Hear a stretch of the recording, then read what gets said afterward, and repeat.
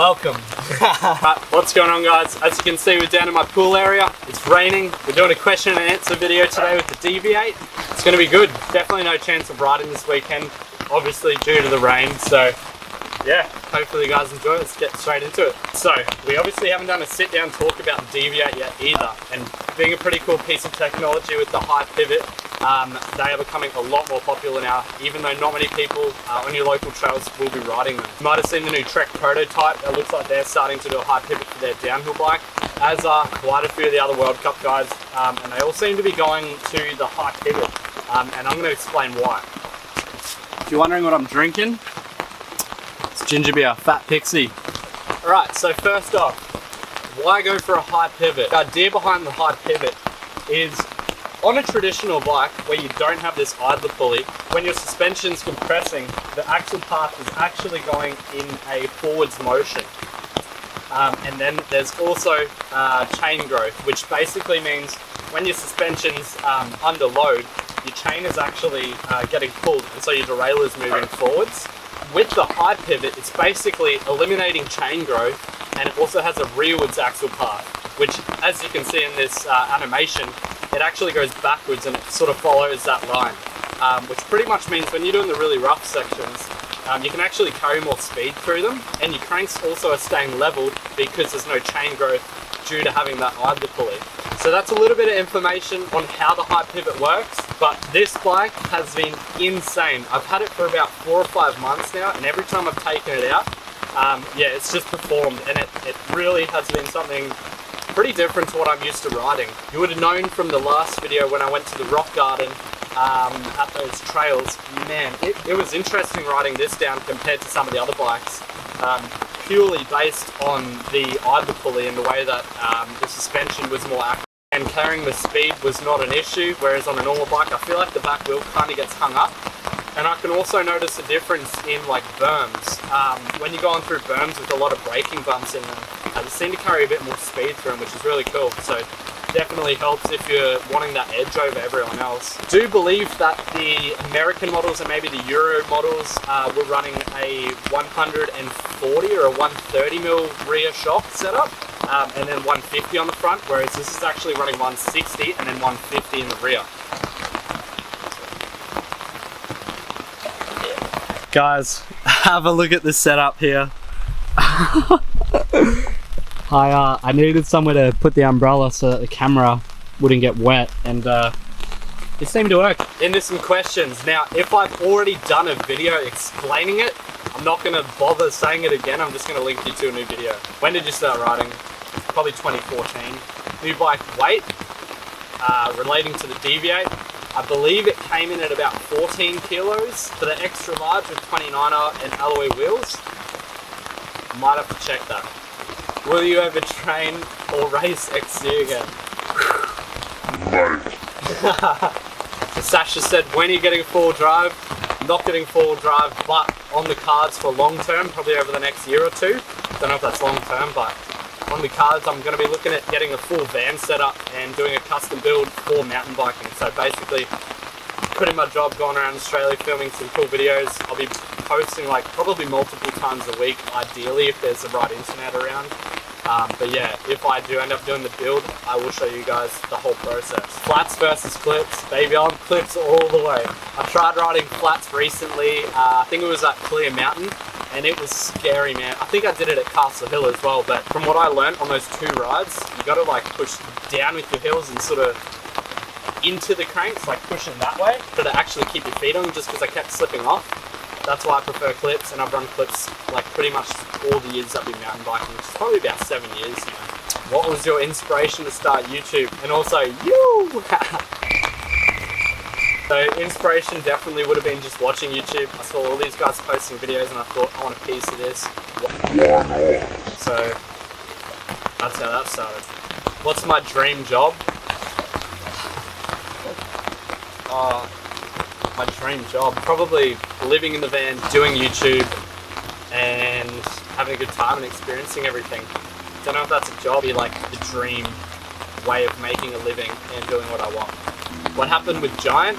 I basically moved bike store and where I was working, we had a little deal going. It wasn't like a proper sponsorship from Giant as such, like an athlete program like what my mate Cam Ryder's on, of like a ambassadorship type thing. So when I swapped bike shops, I've sort of started to get on their brands that they sell instead. It's not like a huge contract that I'm signing or anything like that. It's sort of just, oh, we got a bike, doing a couple of videos on that sort of thing. What's one place I've always wanted to ride? Hands down Whistler. I've finally done Queenstown, and that was some of the best riding I've ever done. Probably the best riding I've done. For me on the cards is Whistler. I've got money saved up for a flight, but obviously with COVID, it's not really going ahead at the moment. So see what happens there, but obviously I'll take you guys along for the ride when I do. Best trick on a BMX with dirt jumper? Probably a 360. I can't do a whole heap on those.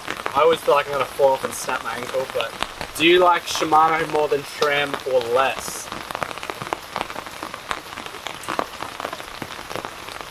Yes. I don't know. I think I've had Shimano on more of my bikes than I have had SRAM, so I really like their gear. In saying that, I had SRAM XX111 speed, which is like the top of the line carbon stuff on my first cross-country bike, my proper cross-country race bike. And I could not find any faults with that. It was probably the nicest drivetrain I've had, as is this new SRAM GX stuff. So, to be honest, for me, they're kind of both pretty on par, but for braking, I do prefer Shimano. I'm not sold in the SRAM brakes. In saying that, these do feel really good, but yeah, Shimano XTs are like, for me. When are you gonna let me have a rip on the Deviate? No. Tommy Waite says, will you ever buy a downhill bike? I mean, I'm only 21, so probably at some point in my life. I keep seeing a lot of really nice common styles popping up for sale on like second-hand markets and stuff, but I just can't pull the pin on it. I don't live anywhere where I would need a downhill bike. The only place I would ride it is Boomerang Farm, which something like this, if not more of like a park bike, would probably be better. So unless I go and move over to Whistler, I don't think I'll buy a downhill bike. Dream bike, man. Dream bike, dude. Right here, the bikes that I have currently are my dream bikes. I know in the last question and answer video, I think I said a Santa Cruz. To be honest, this is basically on par, if not better for me. So yeah, I'm riding my dream bikes, man. Yeww! Noah Davidson, when are you going back to old National Enduro Round podium, Luke? Look, with full-time work and trying to do these videos, it is really hard to go out and do training. However, if it's like an e-bike national podium, then maybe soon, I don't know.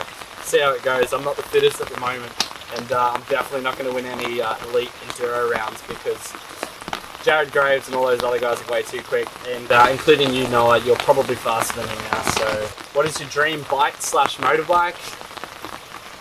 I don't know how to answer these because it's weird, man. Dream bike right here. My other dream bike is the e-bike in the garage. And dream motorbike, I feel like I'm riding it, my MT07. I've actually just finished doing everything that I wanted to that bike. And yeah, it looks insane, man. It is actually exactly how I pictured it to look, and it rides how I pictured it to ride. So I'm pretty much riding my dream bikes again. Do I like working at 99 Bikes? Yes, I do. Why are you such a dog? No. Where and when is there race days in Toowoomba or somewhere near Toowoomba?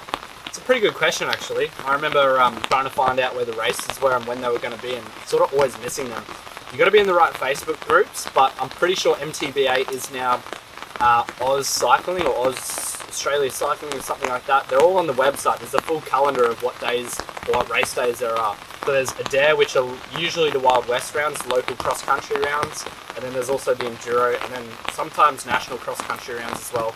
National downhill as well at Toowoomba. So just keep an eye on those websites. Otherwise, I think it's EMS Enduro Series on Facebook, if you have Facebook, or maybe even Instagram. Follow those and you get updates. What's your advice for someone just starting MTB? It's going to sound cliche, but have fun.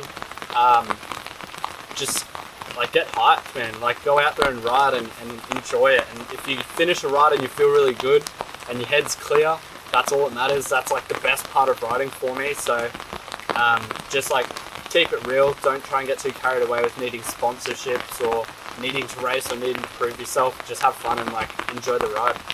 So where do I see the channel in 5 years from now? 5 years feels like a long time, but I think it's just going to go past like a blink of an eye.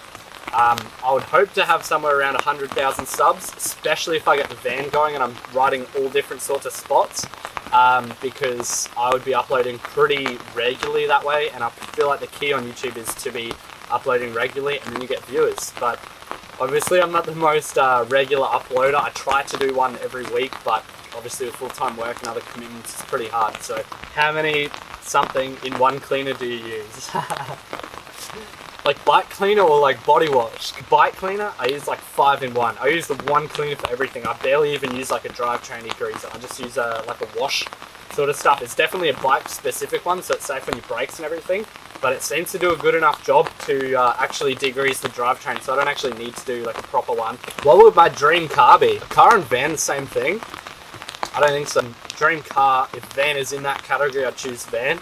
But dream car, AMG C63, I think is what the name is. They look insane. They sound so good. The one that Nigel Houston has. That's all the questions I've got. Man, I hope that was enough questions. There were none like crazy specific or asking about this bike in particular. So hopefully you enjoyed the video. We'll see you in the next one. Subscribe if you haven't. Comment down below where you want to see me ride with this thing. Smash thumbs up at it. We'll see you in the next one.